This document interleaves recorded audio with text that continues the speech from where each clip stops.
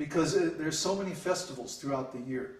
On these occasions, everyone is invited, and they come into the family compound, cook up a big feast, offer it to the deity, then they have kirtan, and then they just enjoy the prasadam.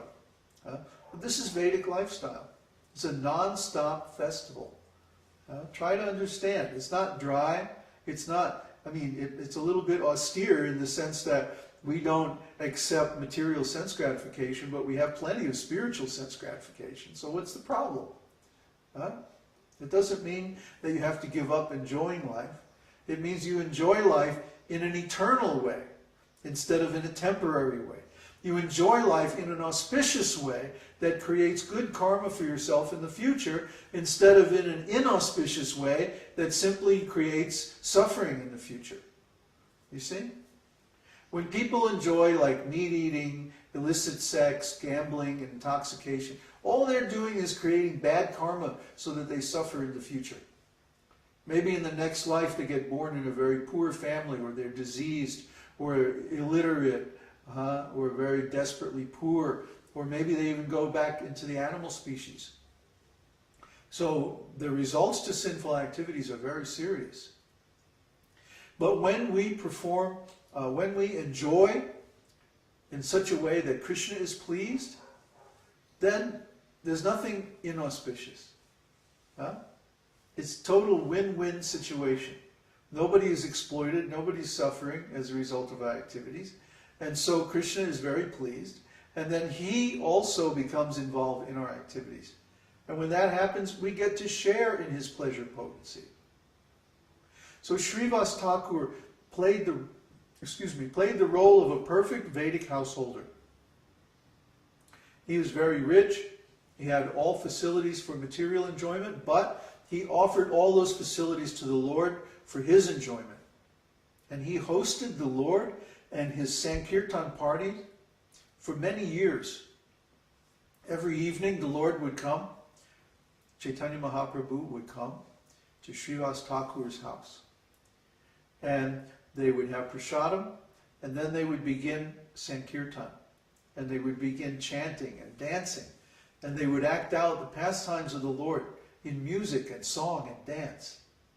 Just imagine how wonderful this was. Such a high level of artistic activity.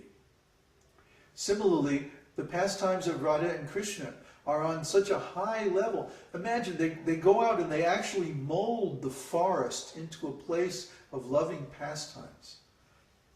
They make a bed of rose petals for Krishna to lie down on. Just try to imagine, out in the forest. And they offer him all the most precious things. The inhabitants of Vrindavan had millions of cows. Try to understand. They had millions of cows, and they traded the milk products from these cows, milk, yogurt, butter, ghee, and so on. They traded those for all kinds of valuable things. And then they offered these valuable things to Krishna. That was their pleasure.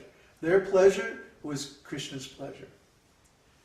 So the gopis would get together, and the dances and the songs and the music of Krishna and the gopis are described in the scriptures as being the most sophisticated, the most beautiful, at the highest level.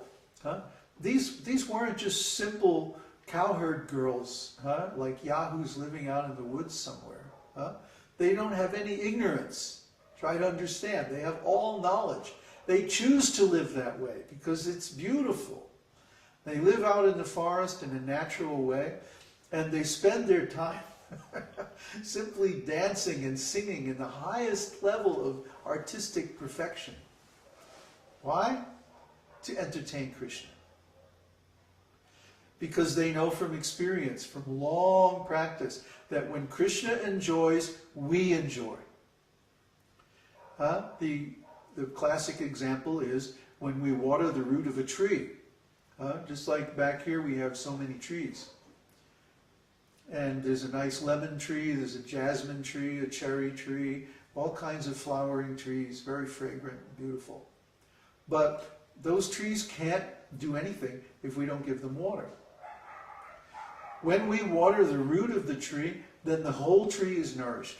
It's not like we have to stand there and spray to the whole tree, you know, make sure every leaf gets water. No, just by watering the root, the whole tree is nourished. So similarly, Krishna is the root of all existences.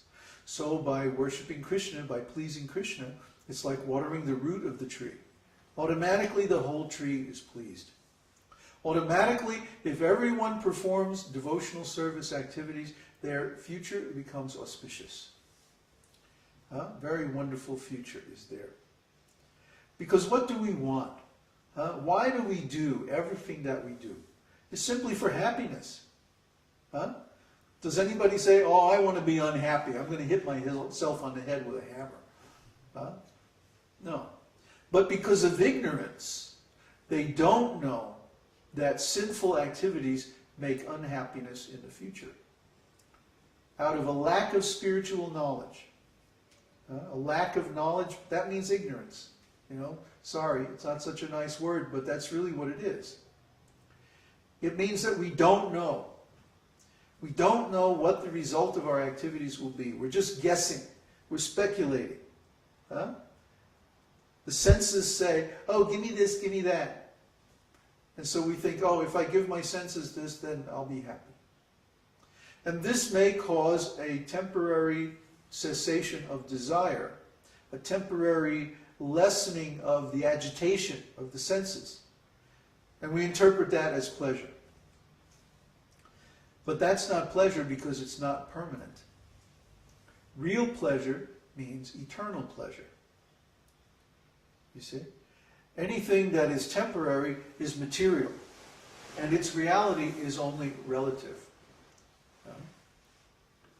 Just like if I paint a painting with watercolors, and then I put it out in the rain, what's going to happen? All the watercolors will be washed away. I can paint a very nice painting, but if it gets water on it, then it's all gone. It's finished. See, so what's the use of that painting? I've wasted my effort because it's temporary. I can make the nicest painting, but as soon as it gets wet, then no more painting. No, all that beauty is just gone. So we may be able to arrange things in the material world so that we temporarily experience a little happiness, a little beauty, a little love. But then the action of time is change. And because of the pushing of time, everything changes. Just like this body changes from a baby body to a child body to a teenage body to an adult body to an old person's body, and then finally the body is finished. So we have to go take another body or whatever we can do.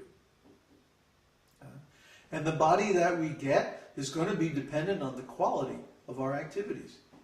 So if our activities are all nonsense, just following the senses, letting the mind drag us around this old material world, trying this, trying that, never really getting any satisfaction that we crave, then in the next life, we're going to get a worse situation than we have now.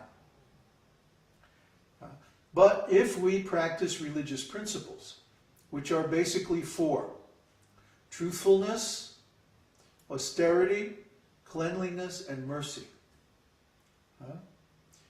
Those are the four basic religious principles. Truthfulness means no gambling.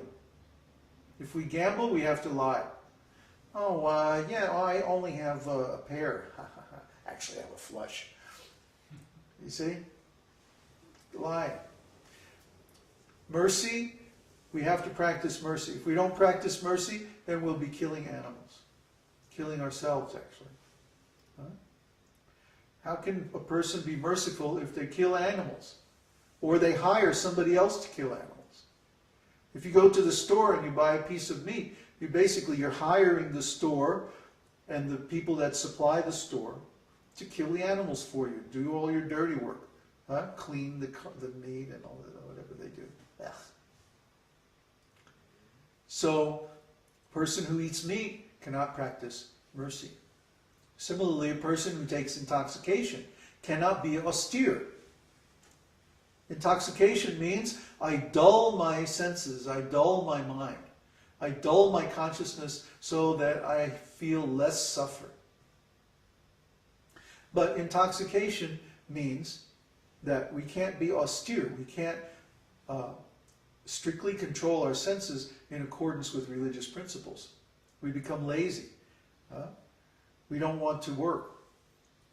Usually people with a drug problem or an alcohol problem, they can't work. They can't maintain a career. They can't maintain a family. They can't maintain anything. And finally, cleanliness. If we practice cleanliness, that means no illicit sex. I mean, illicit sex is such a dangerous thing. It's so many sinful activities all tied up together in one.